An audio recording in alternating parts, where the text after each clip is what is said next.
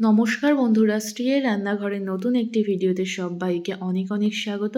আজকে পোলাওয়ের রেসিপি আপনাদের সাথে শেয়ার করব। তো তার জন্য প্রথমেই 2 কেজি গোবিন্দভোগ চাল নিয়ে চালটি ধুয়ে জল ঝরিয়ে তাতে বেশ কিছুটা পরিমাণে ঘি, এখানে 3 টেবিল চামচ ঘি নিয়ে খুব ভালোভাবে চালের মধ্যে মিশিয়ে নিয়েছি। তারপর দিয়ে দেব হলুদ গুঁড়ো।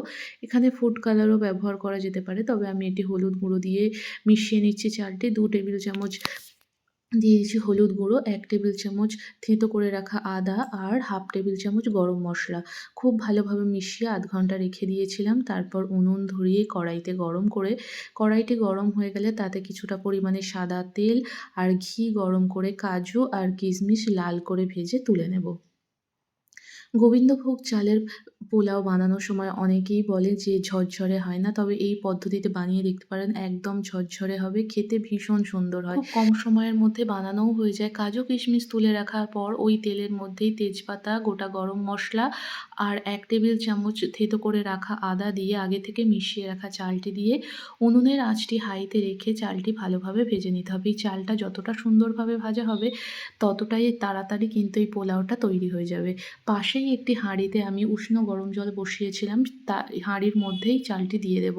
এখানে আমি 2 কেজি চালের জন্য 4 লিটার জল গরম বসিয়েছিলাম। তারপর চালটি দিয়ে 5 মিনিট ঢাকা দিয়ে ফুটিয়ে নেব। 5 মিনিট পর ঢাকাটি খুলে নুন দিয়ে দিচ্ছি 3 টেবিল চামচ আর দিয়ে দিচ্ছি আগে থেকে ভেজে রাখা কাজু কিশমিশ। তারপর ভালোভাবে মিশিয়ে উনুনের আঁচটি মিডিয়ামে রেখে আরও 5 মিনিট ঢাকা দিয়ে রাখবো। আর পোলাও বানানোর জন্য সবসময় একটু বড় পাত্র ব্যবহার করতে হবে।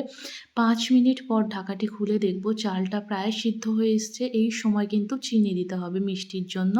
এখানে আমি 5 থেকে 6 টেবিল চামচ চিনি ব্যবহার করছি। আপনারা যেমন মিষ্টি খেতে পছন্দ করবেন, এখানে সেই পরিমাণে চিনি দিয়ে আবারও একবার খুব ভালোভাবে মিশিয়ে নেব।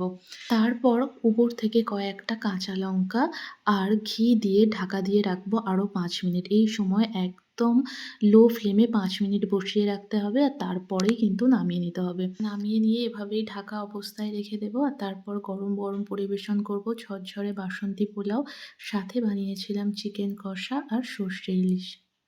ভিডিওটি কেমন লাগলো কমেন্ট করে জানিও, আর দেখা হচ্ছে পরের কোনো ভিডিওতে।